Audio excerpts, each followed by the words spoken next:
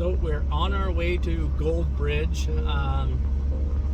We're just enjoying the scenery. You can actually see quite a bit, even though the smoke is pretty bad. We just left Lillooet, right? Yeah, we just left Lillooet.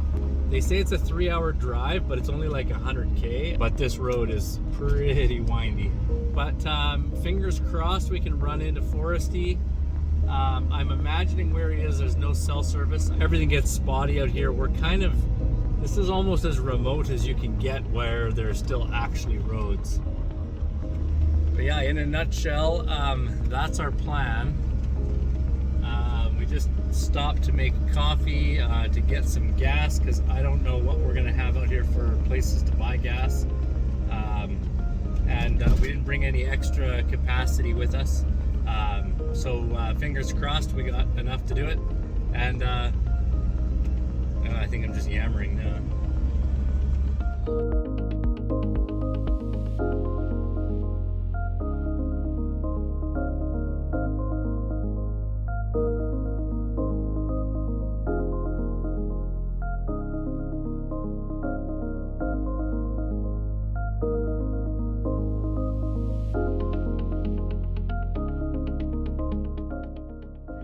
Yeah, let's go straight. So we've come into Gold Bridge. We are now just kind of wandering the town. Not very big. Looks like they have a gas station, which is like a big, huge tank and some sort of a credit card kiosk, which is good enough for us. Right now we're going to go down to the river, see if we can't see Foresty parked somewhere. If not, we're going to grab gas, top up. I think we're still at about 3/4 of a tank.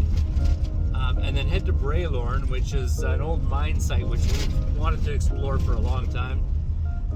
And maybe stumble across them on the way. If not, we'll see some cool stuff. But yeah, we'll give you an update when we figure out exactly the next plan of action.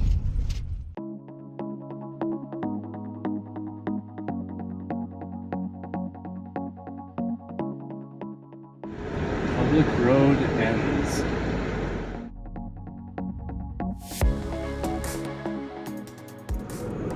Well, it looks like all she wrote. So we checked out Bralorne, I don't know how to pronounce it, but like, this is the dead part of town.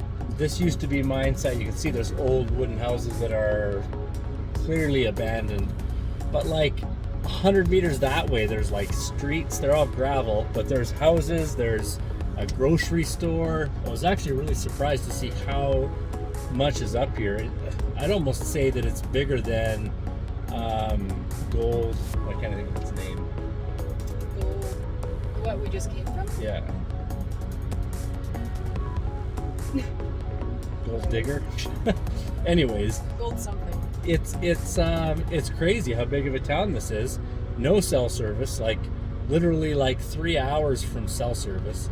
And no sight of Foresty at Gold, whatever it was. Yeah, no sight of Foresty at all. But so far we've run into like private road dead ends. So yeah, no mines here that we found. Yeah, none that we could access anyways. But we're gonna go up. There's a lake. There's a good chance that might be where he's parked for the day, just kicking it, droning with his pack raft. But we'll go look up there. If we can't find him up there, then we're gonna head through down a forestry service road to Pemberton. It's about 80K. Google's predicting about 7 or 8 hours. So we'll end up overnighting somewhere there. But yeah, it'll probably take less than that. But we're gonna keep on rolling, see what else we can find. Look at why the cars I want to get like a still shot of. Oh, we're gonna get some still shots here, I guess.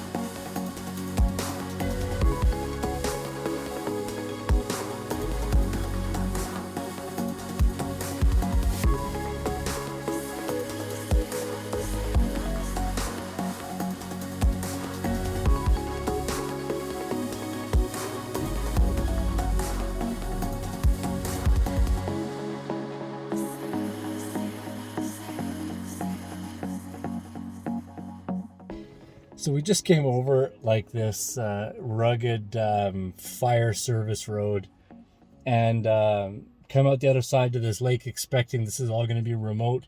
There's houses here. There's another gravel road. I can't believe how many people live this far out. Maybe these are cabins, but like, I guess it's summertime too, so they could be occupied. But it looks like people just live here. Like it's insanity how far out we are and how many people are here. Like we're at a boat launch. There's probably 15 or 20 trucks. Another one rolling in right now. Looks like with a hot tub in the back of a trailer. Like, this is crazy. So much for being as remote as we thought we were going to be. Anyways, I'm going to pop the drone up and see if I can't find Foresty on the other side of the lake, because I suspect that that's more of a fire road, but I'm starting to doubt that there's really any remote fire roads here unless you drive for hours back into the bush. But anyway, we will report back.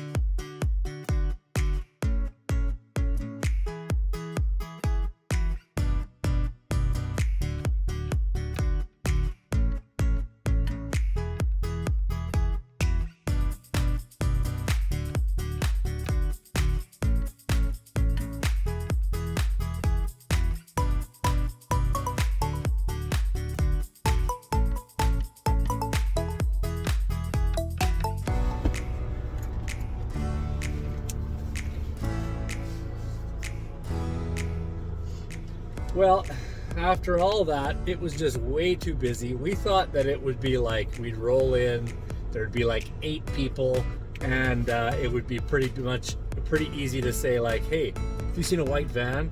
But no, there's literally like hundreds of cabins on that lake. There was like car after car after car. We like took this goat trail 4x4 road in and then come out onto this like nicely manicured gravel road, and I'm like, what's going on? There was like an easy way around. Anyways, the other update was that Pemberton. Oh yeah, the road to Pemberton was pretty rough. We wanted to come back too and check out this place here. This is that tunnel road. It goes up the mountain, over the mountain down to Shalalth, I think the place is called, as well as Seton Portage. So we'll go this way. Hopefully the road isn't as is in better shape. But either way, we're gonna stop for dinner soon too. It's just about sunset, and that's the perfect time to pull out the camera and the drone.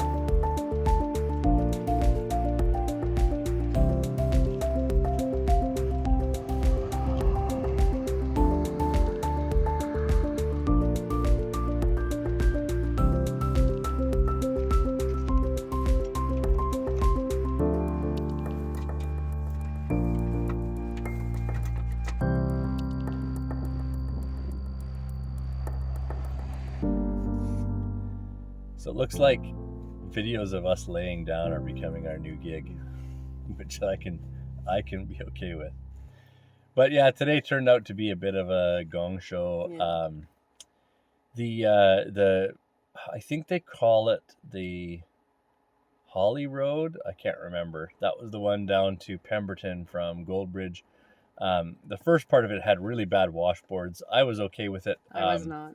But yeah, Marilyn wanted to go back, so we went and tried the Seton Portage Road, and it was the same thing. It was in pretty rough shape. Could have done it, but I didn't want to spend the next 3 hours rattling to death. Yeah, no, and that makes sense. Our cast iron frying pan falling out of the cupboards.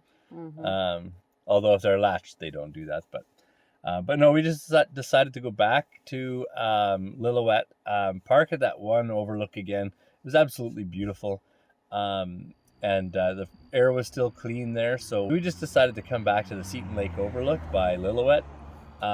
We know the Duffy Lake Road is paved, so it's kind of a no-brainer. It's also pretty fun to drive. One thing you'll know about this van is it has an engine, mid-engine, underneath the van, so super low center of gravity, handles like a sports car-ish.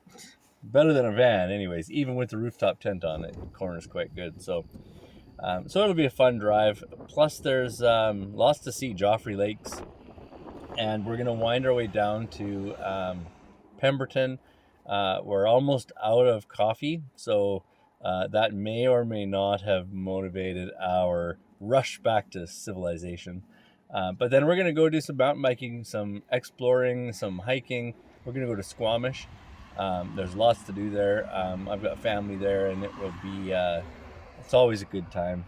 And then we're probably gonna head either to Vancouver to do some vintage shopping, or maybe even to the island. Everything's still kind of up in the air. We'll figure it out as we go. But most importantly, you're missing the biggest update. Uh-oh, what? Oh, yeah. I didn't want to talk about it. When we got in that area looking for Foresty, it's insane how many people are in that area.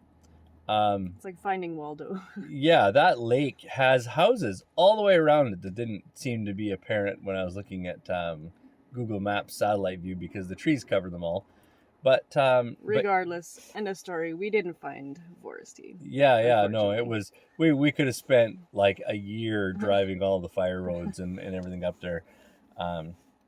That and he's definitely one of those people that probably prefers to be on his own most of the time anyways, so we really just wanted an excuse to go up in that area, and it felt kind of fun to maybe track someone down. The destination was interesting though, those roads, and it's really pretty. Yeah, and I'm wishing I flew the drone at that mine. Yeah. But anyways, let's wrap up. Yeah. But yeah, stay tuned for the next video. Maybe some Squamish, maybe some... Oh, you're cutting our chins off. Jesus. My arm is like dying. Oh, we're almost done.